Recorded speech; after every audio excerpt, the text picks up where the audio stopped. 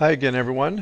We are on to page 33 of our class notes, and we're moving into section 3.2 in chapter 3, which is about numerical summaries of distributions. So in section 3.2, we want to spend a little bit of time of try to understand what is an unusual data point. Okay, so the way we're going to do that is through a rule called the empirical rule and z-scores.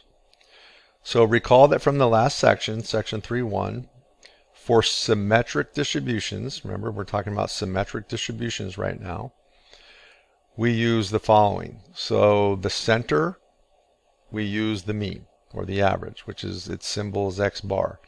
For the horizontal spread, the variability, the differences in the data for the spread horizontally, we're looking at the standard deviation. Its symbol is S. And what we said in that section was that most, the majority, more than 50%, of the values in a data set fall within one standard deviation above or below the mean.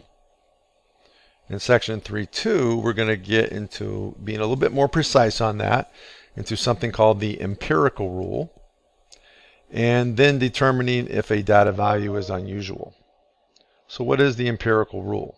The empirical rule is a rough guideline, even better than before, but still a rough guideline for the approximate percentage of data within 1 to 3 standard deviations of the mean, as long as we have a unimodal, so only one mound, and a symmetric distribution.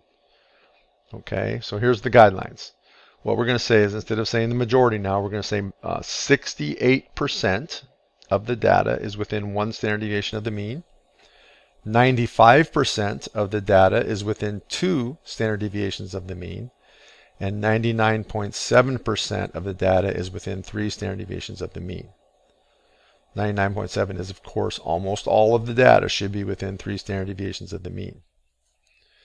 Okay, as an example, last class we looked at that smog levels in that sample of cities. There were 333 cities, and the distribution was roughly symmetric and unimodal, so here it is again.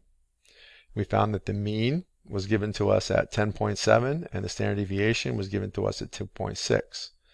So we did a calculation and we found one standard deviation above and below the mean was 8.1 and 13.3.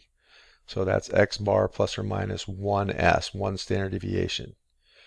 Okay, that means now instead of saying majority, we're going to say about 68% of the cities will have smog levels between those values. 95% will be within 2 standard deviations. That means if I add 2 standard deviations, so 2 times the standard deviation, that's 2 standard deviations, I add that, I get 15.9.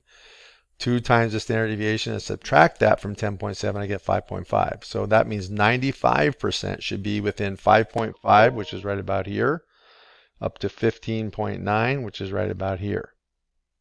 And then almost all, 99.7%, will be within 3 standard deviations. So you multiply the standard deviation by 3 and then add that to 10.7. That gives you 18.5. Multiply the standard deviation by 3 and subtract that from 10.7, you get 2.9. So 2.9, so this is 4. 2.9 is way down here. 18.5 is 18. 18.5 is right about here. 99.7% of the data will be within those 3 standard deviations. And you can see that all visually right here.